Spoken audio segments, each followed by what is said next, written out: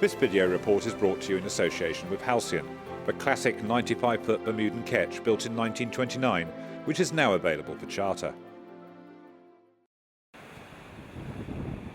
Back at St Cat's, the wind was holding for the next group of boats as they rounded the famous landmark. By now, the fleet stretched from Sandown to the Needles and back into the Solent. At the Needles, the fleets were streaming round, most managing to clear Goose Rock and the wreck of the Barbassi, but still, some had an encounter of a hard kind. The light and changeable wind had brought a change of fortunes at the front, with Team Aqua dropping back and Oman Sail Masira making a break. The leader would have liked some of the wind from the Needles, as Oman Sail Masira led around Bembridge Ledge with a massive 21-minute lead. In second came Russell Coutts and Team Aqua, with Ben Ainsley's Team Origin another 3 minutes astern.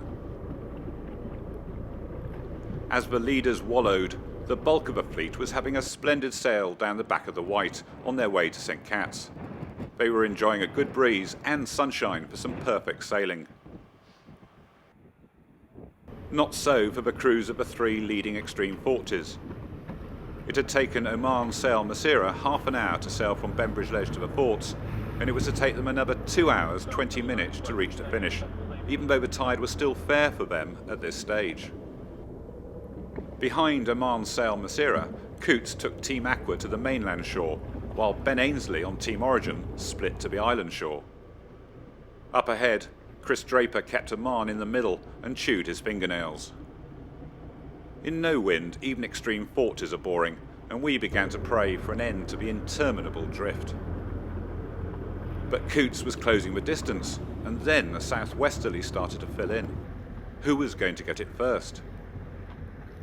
Well, here we are at the finish line, and it's just after 2:15. It's been a long, slow race. It was a slow fetch down to the Needles. There was some decent breeze down the first half of the back of the Wight, but after St Catherine's it went really light. In fact, it went to almost nothing, and the extreme forties have drifted slowly up the Solent, with Oman Sail having a really good lead at one point. But Russell Coutts has been catching them, and now as they approach the finishing line, they're almost neck and neck. Finally, after 6 hours, 39 minutes and 40 seconds, more than twice the multi-hull record time, the leader took the gun, and it was Oman Sail Masira which took the honours, just 29 seconds ahead of Russell Coutts' Team Aqua. Ben Ainsley's Team Origin rounded out an extreme 40 triple bill as he took third place over the line. Finally, as the breeze built in the Solent, Francis Joyon's Idec, with double gold medalist Rodney Patterson on board, headed up to the line. Then came Leopard, and it was she which was to take monohull line honours, in just 2 seconds short of 8 hours. Again, more than twice her race record time set last year. Liara wasn't far behind Leopard and easily saved her time, although both were to be annihilated on corrected time by the small boats in these light conditions. Then came BT, which was having a good race, together with Artemis, Grey Power, the Swan 70 Stay Calm, and some of the other big boats, including TP52s and FAR 45s.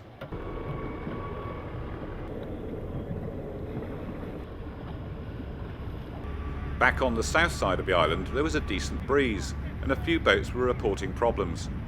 With 1,779 boats on the water, there are bound to be a few who have problems, but the number of Mayday calls was well down on last year. Nevertheless, there was a dismasting, several man overboards, lots of groundings, mostly on Ryde Sands, and one potentially serious head injury, where the sailor was evacuated to hospital. Off Ventnor, there was enough breeze for the mid-fleet boats to enjoy a nice spinnaker ride in good sunshine. With wind and tide in their favour, they needed to make the most of the conditions, as it was going to get harder when they rounded Bembridge Ledge and made their way back into the Solent. By now, the first part of the bulk of the fleet was passing the fort, most on the inshore side, and encountering the lighter winds and foul tide they had to battle to get back to Cowes.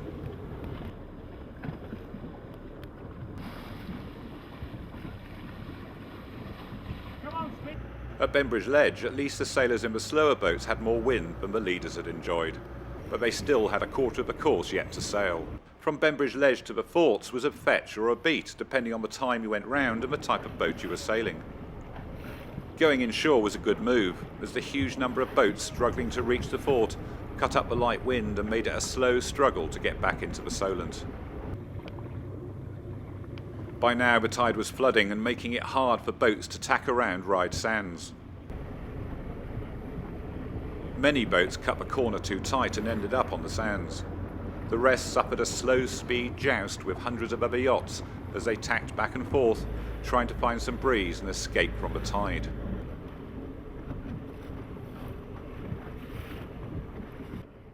For most, the finish line was a hugely welcome sight after a slow and tricky race.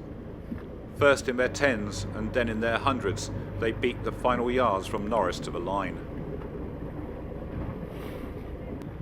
The classes were all mixed together, little boats and big ones still struggling to finish.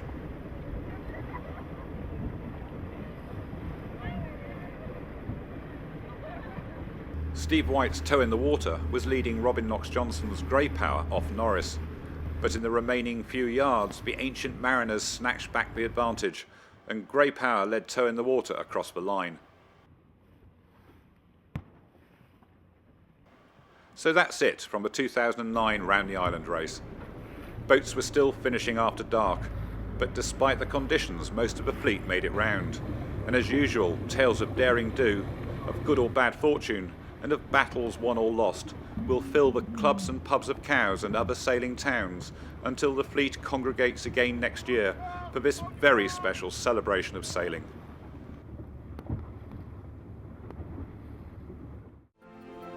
This video report was brought to you in association with Halcyon, the classic 95-foot Bermudan ketch built in 1929, which is now available for charter.